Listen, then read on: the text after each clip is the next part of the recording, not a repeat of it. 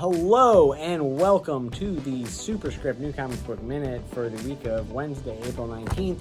There are a ton of books that both Thorne and I are excited to talk to you about this week, so we're going to spare no time in getting right into it. I'm actually going to start this week. Well, okay. First of all, we have a second printing of No One, which is a massive verse Kyle Higgins book. This is the second printing of it, so if you missed out on it the first time, here you go. Exo Man of War. Exo Man of War!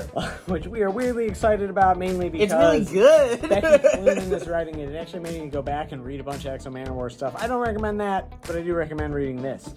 We also have The Expanse, Dragon Tooth. I'm going to talk the longest about this, and I'm going to talk about any comic this week, I promise. So, for those of you who watched The Expanse and read the books, you might realize that the books and the show diverge pretty drastically at some points in which characters kind of get combined in the show and compressed into other things, and in the books, they don't. The books finish, but the show got canceled before the end of the story. So, if you wanted to know how the show, which was excellent, that version of it would have ended since they made some deviations from the novels, we're now doing that in comic form, and I'm really excited about it, as you might be able to tell. Other thing I'm really excited about is we've got a new Street Fighter Cammy comic. Street Fighter, Cammy, my possible main in Street Fighter 6? Yeah, we'll see. We'll just have to wait. We're both Question very mark? excited about Street Fighter 6. Jury's in this comic It's my too. game. Yeah, you have to buy it now, as you said. It's true. I legally have to buy it. We have The Mighty Barbarians, issue 1. It's a new book from Ablaze. It's a fancy book by Mordecai or Morisi. I'm never quite sure how it's pronounced. Michael Morisi. That's what we're going to say. But it's a writer I really like, writing a fantasy book. Quite interested.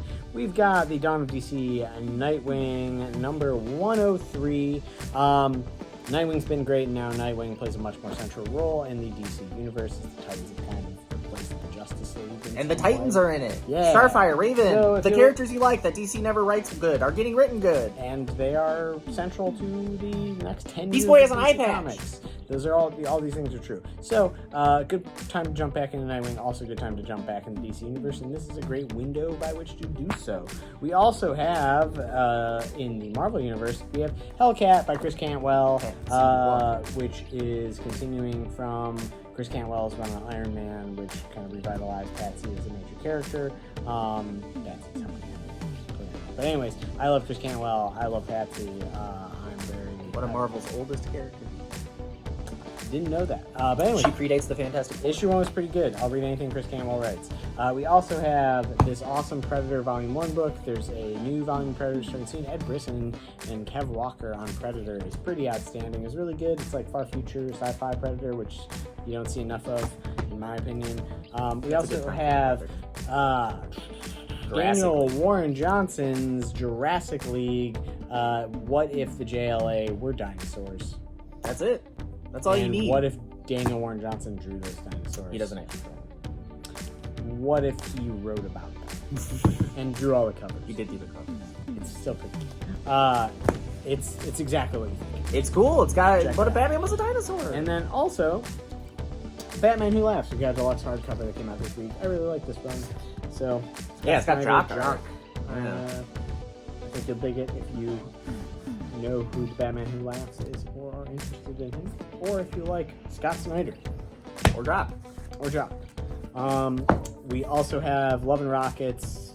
A little bit of an irregular release schedule on this, but I, by law, am required to read every issue of Love and Rockets because it's one of those comics that got me into indie stuff. Indie stuff. You have to read Love and Rockets. Yeah, so- If Peter Bag puts out a new thing, you gotta read it. Yep. Love and Rockets puts out a thing, you gotta read I it. think Daniel Cloud's probably on the list too. Nah, not as much on it. Fair. I'm not big on it.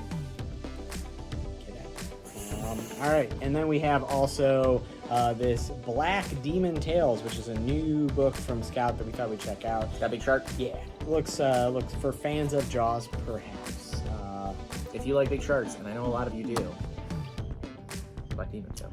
My What are you turn. excited about reading this week? So we have the first volume of Tista. God, I hope I'm saying that right. It's the guy who wrote Spy X Family, which is popular, but this seems like a more serious kind of like crime thriller. There's some Catholic guilt in it. There's some I love beyond the Catholic professional espionage. Looks really cool. DC puts out these YA books that I really love and love to push, honestly. And they were doing one about Lois Lane, the best character in DC? Question mark? Not question. It's a YA book about Lois Lane. It's gonna be really cute. It's really good. It's the person who wrote the Cassandra Cain one that they put out, which is also really great. I highly recommend these. Speaking of Superman, issue 3 of the new run is out with Joss Williamson writing it. It's great. It's got some, speaking of Lois, it's got some great Lois and Clark stuff. Parasite's the villain. Some classic great Superman stuff. The Superman thing I'm most excited for, big Superman week. Yeah, big Krypton guy week. Is we get a new Connor Kent Superboy miniseries with a new #1. He's back in the jacket. He's got the cool glasses. It's the Connor you know and love. And he finally gets a new story. I'm very excited. Only one X-Men book this week. But issue 2 of The Excellent, which is a sequel to The Excellent, which is a sequel to X-Statix, which is my favorite X-Men run of all time, with my favorite comic book artist of all time, Mike Allred, and Laura Allred, his wife, does the colors and the inks. This is a really fun book. It's a really good book. Another issue 2 of a book I've been enjoying, Hallows' Eve, is out. New character. New character who has a power that I love, spinning out a dark web. She has a bag of infinite Halloween masks that give her different powers, but they also affect her personality. It's really fun. Ties into Spider-Man stuff. People excited for Guardians of the Galaxy 3. We got a new Adam Warlock mini that takes place. Gives you a little primer on Adam Warlock right before the movie. Very important Marvel character. He's got the Soul Stone in his head. He's friends with Pip the Troll. Gamora's in this. Some classic Marvel cosmic stuff. Speaking of Marvel, one of my favorite Marvel writers the past couple years is Saladin Ahmed. He did an Exiles run that's super underrated that I love. He wrote Miles for like 50 issues. He has an image book coming out called Terror Roar. Fun little action. Looks like a little goofy, but also maybe surprisingly serious. I love Saladin Ahmed. Another writer I really like is Steve Fox. Queer writer who writes a lot of cool horror stuff. Has an X-Men book coming out soon. Has a new horror book about big spiders. It's about big spiders. It's called All 8 Eyes. I want to make sure I said that right. Spooky book about big spiders. They're not gay spiders. He's gay. It could be. That's true. I haven't read it yet. Speaking of spooky stuff and stuff I love, I'm excited to read it. Me too. It came out today. I'm excited to read it too. We have The Cult of That Wilkin Boy. If you know who That Wilkin Boy, you're probably already reading this comic. It's an old Archie character, and it's a spooky... Archie's been doing these one-shots where they reimagine their characters in a spooky vein because Sabrina was popular, and it works really well when you take the classic wholesome Archie characters and put them in a horror setting. And then we have been carrying G-Fan magazine, which, if you like Godzilla, this is the longest-running fanzine in the world, and it's a really cool magazine. It comes out 4 times a year. And it's all about Godzilla and Kaiju. And it's really, really cool.